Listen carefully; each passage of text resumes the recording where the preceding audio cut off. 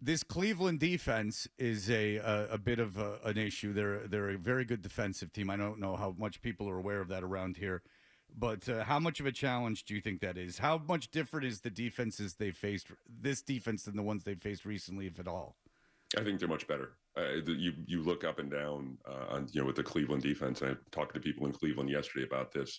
Guys like Myles Garrett, Mason Graham has started to pop Delpit. There's a lot of talent on the defensive side of the ball. I think that this is a much better defense than the ones that the Patriots have faced over the last couple of weeks. The question comes really when you talk about their ability to play good complementary football. This Cleveland offense is miserable, maybe outside of Quinshon Judkins, and so it's going to be a heavy ask if you're a Cleveland fan to win this game solely, with the talents of someone like a Myles Garrett or a Graham or whoever it is up front. So this sets up as a New England win. I don't think it's going to be a 31-13 kind of a win, but this should be the Patriots are good enough on both sides of the ball to come out of here with a win. The other thing too, when you talk about Cleveland, and again, this is something that I learned yesterday from talking to folks out there, that their special teams are awful, and so I wouldn't be surprised to see New England break at least one big special teams play on Sunday. Well, let's get more specific with the defense, and you brought up Myles Garrett. Jared Wilson, a rookie offensive lineman, did not have a good day last weekend, and he is right next to another rookie, your number one draft pick. It seems obvious that Cleveland would line up Myles Garrett opposite to both of them. How do the Patriots solve that problem? Put a tight end in Will Campbell's hip pocket all day and just go into what you would call a max protect mode and just hope that you can outrun Myles Garrett. And he's not like some of these other pass rushers, because you can run at a lot of these guys because they're just all about going upfield all the time. Garrett's a different guy. You can't run at him. And so you have to be able to scheme up ways to stay as far away from him as possible. But basically the short answer to your question there is just look to max protect, look to get a guy, a tight end, whether it's Westover, whether it's Hooper, whether it's, Hunter Henry getting a chip on him before he goes out. You have to account for him on every single play. Yeah, I was going to ask who is the tight end to do that, and I guess this would not be the week to expect maybe a little more involvement from the tight ends, because Drake has done a pretty good job of finding the open guy, but he does have the guys that he kind of gravitates toward each week, and I'm wondering which one of these weeks is it going to be. Most likely Hunter Henry, who ends up being kind of his favorite target, but if he's called upon to help out Will Campbell, maybe this isn't the week. Yeah, look, it's Diggs. Right now, it's Diggs. That's the guy he looks for, or at least has looked for over the last 3 to 4 weeks when it comes to third and fourth down, obvious passing situations when you need to be able to pick up that first down. Diggs has been his guy, and that relationship continues to grow. So Hunter Henry has been meat and potatoes for this offense for the last few years. You know exactly what you're getting with him in every single situation, but Diggs is more and more that guy when it comes to those gotta-have-it yards in the passing game. Go ahead, John. Oh, okay. We were mentioning the wide receivers in the passing game, and obviously very important with the lack of a running game so far this season. I'm trying to figure out, are Kaan Booty and Pop Douglas getting better, or has Drake May kind of ascended so far that he's making them better? Probably more of the latter, at least at this stage. But look, you ask anyone around that building at Gillette Stadium about Kaan Booty, and they will say that he has grown leaps and bounds over the last couple of years. He's a completely different guy than the one that they brought in here a couple of years ago. I know that he went through the gambling stuff off the field, but the level of maturity that we've seen from Booty specifically over the last year plus, his growth, his development, his maturation is really, really impressive. And so I'm not saying that it's not all Drake, because Booty has done a tremendous job putting himself in position consistently to be able to make those types of plays. But it's probably more about the quarterback, at least at this stage of the season. Yeah, what we were asking people about this week, what do you think the ceiling is on Booty in terms of where he would slot in on a good team's receiver depth chart? He's in the best possible scenario for him. He's probably a number 2, maybe a number 3. A good complementary receiver. I'm trying to think of him in, for example, the Kansas City offense or the Philadelphia offense. He'd probably be a number 3 receiver, but he's growing. Look, a very smart guy told me, Anthony Pleasant, when I first started covering the Patriots, he said, you're going to be what you're going to be in the league when you finish your third year. That's who you are. There's no more growth really that takes place after that. You're looking at a guy like Booty, who's now hitting his third year, I believe. And he continues to, be able to make gains, and he continues to be able to become that guy. Again, he's not going to be a number one wide receiver. He's probably not going to the Pro Bowl, but in terms of where he slots into this offense right now, behind a guy like Diggs, I think he's a really good fit for what they want to do. How odd is it that someone has improved this much over, like, gone from what he was as a rookie to what he is now? Like, how often do you see something like this? It depends on the situation. And look, I mean, the last 3 years, he's had 3 different offensive coordinators. He's had, 3 different head coaches. And so you like to think that maybe it's just a combination of the coaching staff, his overall maturation, the quarterback kind of emerging as a real presence in this league. So with him, there are a few different things at play, but it's relatively rare for a guy who is part of a static organization who things don't change around him to change like this. I think that a lot of those things, other things, come into play when you talk about Booty's level of development through these first few years. You are a writer. You are always looking for a good story.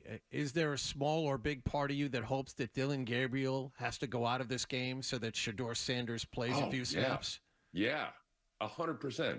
That was the hope when the Browns drafted him way back in April or May, and that Shadur Sanders would come in here to Gillette Stadium and be the starting quarterback for the Cleveland Browns. Definitely, I'm still hoping against hope that Shadur Sanders somehow finds his way into this game, because look, he's a great story. He's a compelling story. So yeah, look, the bottom line, and John, I think we've even talked about this over the years, as a sports writer, you don't root for a team, you root for a story. And that is easily the best story coming into this weekend.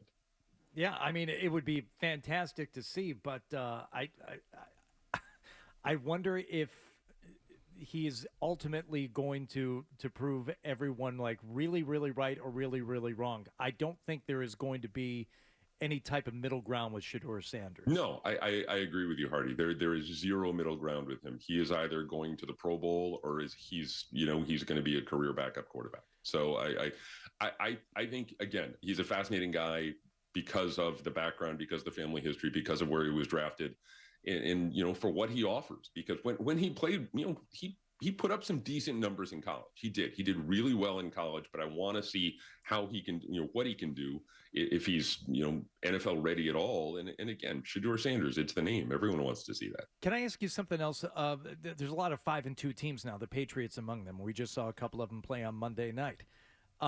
Obviously, the competition has something to do with it. But when you look at the Patriots, and as good as Drake May is playing, and whether they're ahead of schedule or not, I heard Felger arguing about this yesterday. He expects every team to be able to turn it around in 1 year, and I don't have that.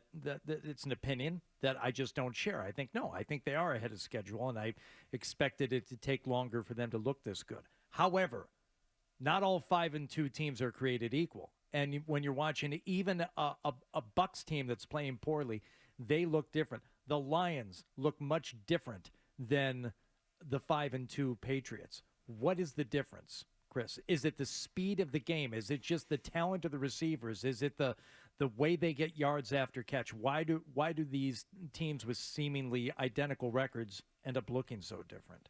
I think a lot of it is teams' strengths and weaknesses, overall strengths and weaknesses, and what plays from week to week in the league.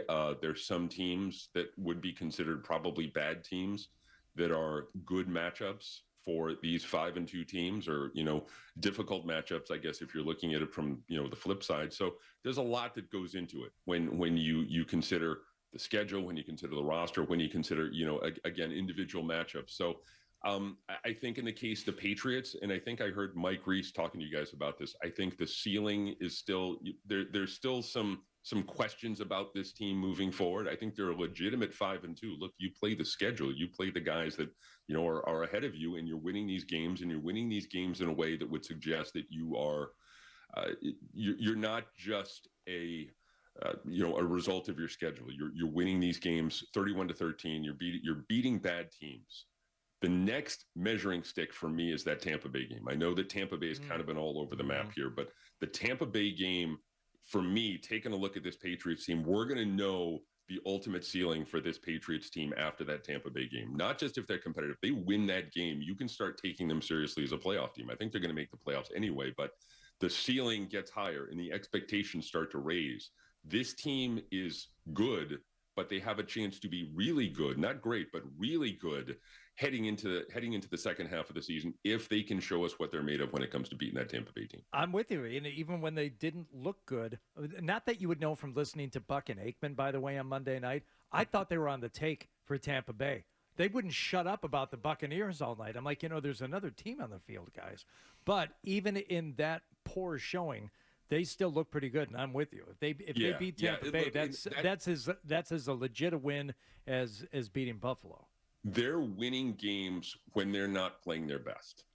And I think that's another hallmark of a really good team. Even if you don't have it for whatever reason, if it's the quarterback that's lifting you up, if it's the defense, if you're scheming your way out of these, potential losses, this Tampa Bay team for me is one of those teams. And again, that's going to be the real measuring stick for where this Patriots team is. If they want to be considered a really serious football team, they're not only going to have to go down to Tampa Bay, but if they win, then all of the expectations really at that point start to change with this team. And to do that, I think you got to be going, no one better get injured. Yeah. Because the Lions played without their secondary and beat Tampa Bay. Their entire secondary and beat Patriots Tampa Bay. have been really lucky so far. Yeah. And that's Fred, you bring up a really good point with this. This Patriots team, outside of Gonzalez missing the first 3 games because of the hamstring, they've had some really good luck when it comes to avoiding injuries, specific to their blue chip players, because there's not a lot of depth there. We talked about this in the summer. It's still the case. They haven't lost a lot of games to injury. I know Wilson missed a game at left guard. But they're elite level talent. Drake, Stephon Diggs, I would throw, Milton Williams, Christian Barmore. Those guys, they haven't missed a game yet. They've been very, very lucky, particularly in the offensive side of the ball, to avoid injury. Yeah, and that's just when you're not a deep team. You're going to have injuries. But look, if you can stay healthy, if this team can stay healthy, they could go beat Tampa in Tampa. Yeah. But you can beat unhealthy. You could probably beat Cleveland, but. It's just getting through this Cleveland game. It seems like a war of attrition at this point. Like you just want to stay. You got to start because the team now is pretty good. So you just want to stay healthy. Survive this schedule as you play. You're playing these teams that you should beat. Beat them. But more important than that, almost in some cases, is stay healthy. The other thing too, Fred, that's important to remember here: they won those 3 straight games on the road, 3 straight weeks, back to back to back. I don't care who you are. I don't care if you're playing the reincarnated 1976 Tampa Bay Buccaneers. Winning 3 games on the road back to back like that is a real plus, is a real milestone for you. The other thing is in early November, they have that stretch of 3 games in, I believe, in 11 days with the Thursday night game against the Jets. Now, look, all apologies here. The Jets are the Jets. You know this. But to be able to go through that meat grinder, if they can sweep through that, where they go, it's, they have the 2nd, the 9th, and then the 13th. That's a really tough stretch. If any team can come through that with 3 wins, that's another sign that they have the mental and physical toughness to survive in this league. I love it, Christopher Price. You're putting you're giving us little signposts around the way, mile markers. I like it. Love it. Because this has, quite frankly, been a little bit of a snooze fest the last couple weeks. So I like it. You now you root for health, and then you look at the Tampa Bay game as a measuring stick, and then there's a series of 3 games in 11 days. And you look see how you survive that. I love it. Christopher Price, thank you so much. Read him in the Boston Globe. We appreciate it as always, buddy. Thank you. Take care, guys. All right, there you go. Great Christopher Price. I do like that. Yeah. At least there's something to focus on. I mean, Cleveland is a boring team. Oh. Atlanta, after them, pretty boring. So, I mean, Atlanta has 1 big skilled player, maybe 2, but pretty boring too. Atlanta's a big look. Atlanta's a big plus over the Saints and Titans and Panthers. That's true. And Panthers got a winning record, and I'm not even saying these. Just Dolphins, Panthers, Bills, Dolphins, Panthers, Saints, Titans. Those are 1:00 games, man. With like the D-list crew. Oh, we got Chris Myers in here. Oh, Chris Myers. Have fun with that. Have fun with that. Have fun. Well, have fun with Chrissy Myers. That guy. Watch that guy. Hopefully, he's on his game because I'll tell you what. There was a 4th and 1.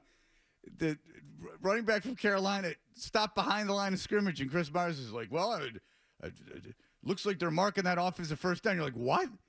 He moved backwards, and he's like, I wonder if they'll challenge that. He's saying they didn't get the line again. Meanwhile, the Carolina defense is on the field. Yeah. And you're saying, what the hell you mean he's going to replay? And my son's going, what's your problem? Why do you hate the announcers? Because they're wrong.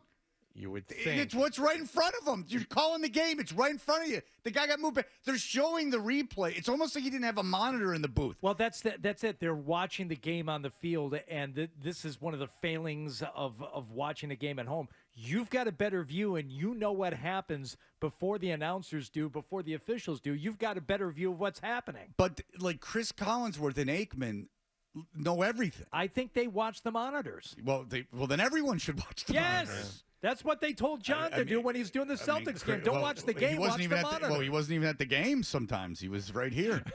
That was the way the away when we were games. all protecting ourselves from COVID. It's And that whole thing worked out great for everyone. We're in a good true, place. Though. You want to do the best job of announcing. Watch what the people are watching, and that way you can tell them what they're seeing. If you like that clip, and how could you not? Check out more videos from Toucher and Hardy here.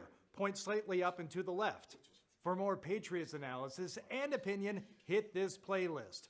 Point slightly down and to the left. And for the latest from the Sports Hub, download at 985thesportshub.com.